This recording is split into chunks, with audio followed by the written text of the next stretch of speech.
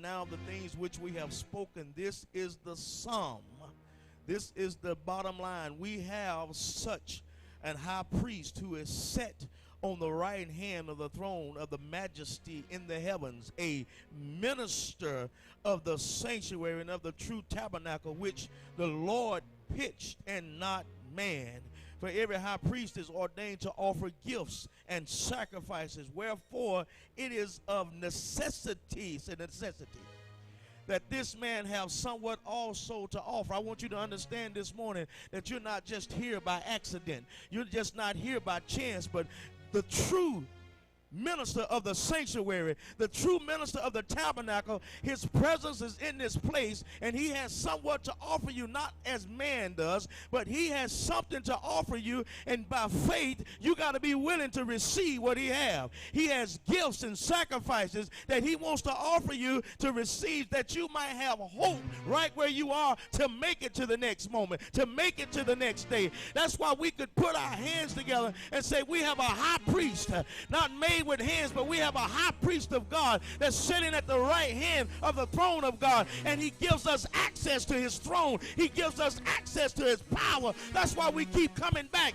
We keep coming back even though we're going through. He gives us the power to endure. He gives us the power to go ahead and make it. We can hold our heads up and say hallelujah anyhow. I may not have what I want. I may not have what I need, but we have a high priest. We have a mediator. We have an advocate, and his name is Jesus. This is the sum.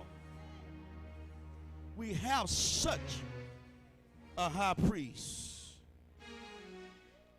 a minister of the sanctuary. He knows what to do when he gets in the sanctuary. He has already, let me tell you something, before you ever get here, he has already prepared your gift. He has already prepared your blessing, but you got to get in the right mode. You got to get in the right position to receive what you need. I know you didn't come here tonight to get nothing.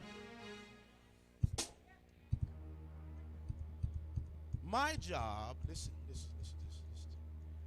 is to give you a life-changing word to help you maintain relationship.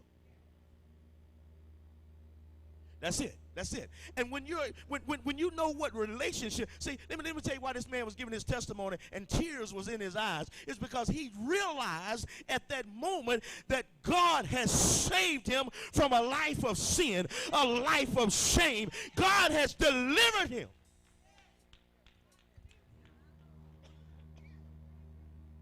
And when you begin to realize that because Jesus became a high priest, because of his sacrificial offering of himself, to be sitting on the right hand of the throne of his Father, he has access to go to his pop to tell him that you have a son and you have a daughter that's in need.